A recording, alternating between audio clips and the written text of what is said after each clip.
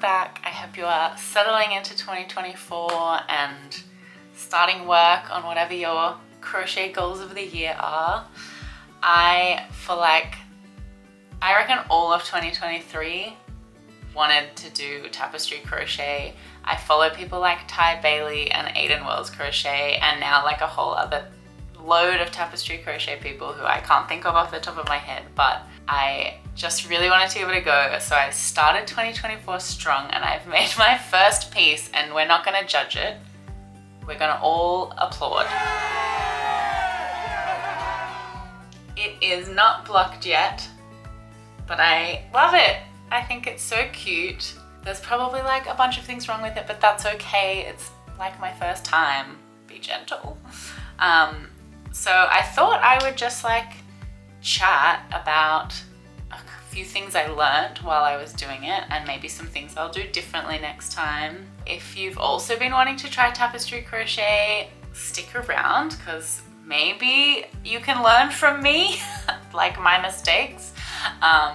And if you are a tapestry crochet pro, also stick around, because I think I've got some questions for you.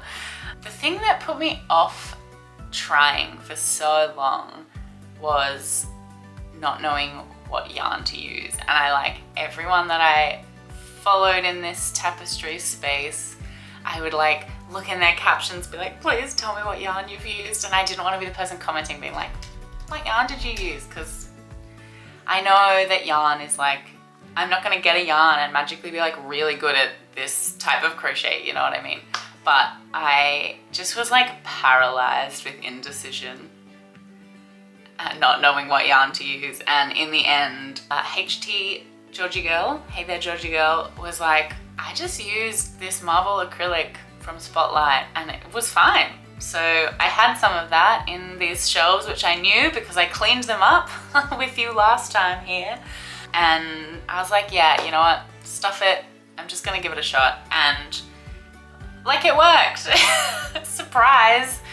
You don't need to have the exact right fiber that you think you need, but I do think fiber does make a difference. That's like, okay, Captain Obvious, but you're not gonna, I don't think you're gonna be able to see it on this because my camera is not gonna pick it up. But it's like, you know how acrylic is like a little bit fluffy? Not fluffy. It's like got those little strands and people always burn them off. I always see people like burning their things on like TikTok and places like that. I don't want to do that with this because I'm scared. I'm a wuss, so I don't want to do it, but I just think it's quite noticeable in person. So I think I would want to find a cotton yarn that has like a big range of colors for tapestry crochet. But to start, acrylic totally fine, and it meant that I could just try tapestry and like learn a bunch of stuff from it. But yes, fiber will make a difference. I don't think the stitches are as defined as other pieces that I see that are made in cotton. That could also just be me needing to practice though. So who knows? Number 2, even if your piece is only 2 colors, use multiple skeins. I ended up making like little balls of both of the colors because there was just like, I would have had to have a float of black across this whole white part, and the back is already like pretty messy, but it would have been even more messy, and less that, I just would have like stuffed up my tension. I didn't at the start have it, and there's like a million little bits and pieces back and forth here. That's my next tip, is even if it's only, if you're starting with a 2 color one, still have different balls of it that you can work off so that you're not carrying floats all the way across the back of your work. Because I think, yeah, it's just, tension is still something I need to learn with my floats. These, I am not sure if they're a bit too tight. I haven't blocked it yet, so I feel like once I steam it and it sort of loosens up, I'll find out pretty quickly if my tension is too tight there. But it would have been even harder if I was carrying them even further. I tried to stick to like maximum carrying them across 6 stitches. I don't know if that's right or not, but it's just what I did. Which I guess having the multiple balls of yarn brings me to my next thing that I learned, which I just felt chained to my desk while I was making this. I started it sitting here at my desk because it's, you know, where my stuff is, and I just felt like I couldn't move because I had like 4 or 5 balls of yarn in front of me and moving all that. Usually I just like will pick it up and move it to the couch or whatever and watch TV while I'm doing it, but I just couldn't. And I had my pattern on my laptop and I have a nice big screen in here, so I guess the 2 pieces I take away from that is, 1, I should just put the pattern on in my iPad or something so that it's easier to move, and 2, get like a tray or a basket to put your yarn on so that you can like move it around with you without feeling like, I could have gone and got one. I don't know why I didn't go and get one, but I didn't, and I regret it. So don't be like me. Just start with one and then everything will be so much easier, I think. I think my next little learning is just don't overthink it. Like, I spent, no joke, like at least half of last year, I was like, I really want to try tapestry, but I don't know what yarn to use and I don't know what pattern to do, and I don't know if I should start with the 2-color one or if, you know, if I can do like more colors to start. Just like stop thinking.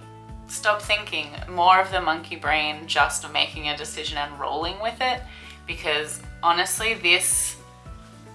it wasn't that hard in the end, you know? Like I just needed to get out of my own brain and like give it a try, and it's okay if I need to like frog a bunch of rows because I've miscounted something. Like, it's just yarn, you know? Like, and I was using acrylic yarn, like it's not even fancy yarn, so don't overthink it. Find a pattern that you enjoy, that you are gonna like the look of at the end of it, and if it doesn't look that great, like that's fine. You can make it again. You will have learned stuff.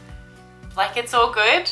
So this is advice to my past self, because I just wasted so much time being like, I don't know what to do. Like, so dumb. So dumb. So get out of your own way. Stop. If you've been thinking about it and you, like me, are like overthinking a bunch of the choices that you can make with it, just like get some yarn that you already have.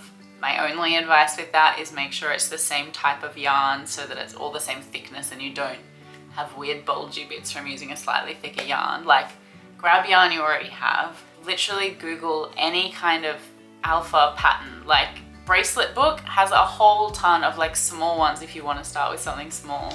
This is a design for a pot holder.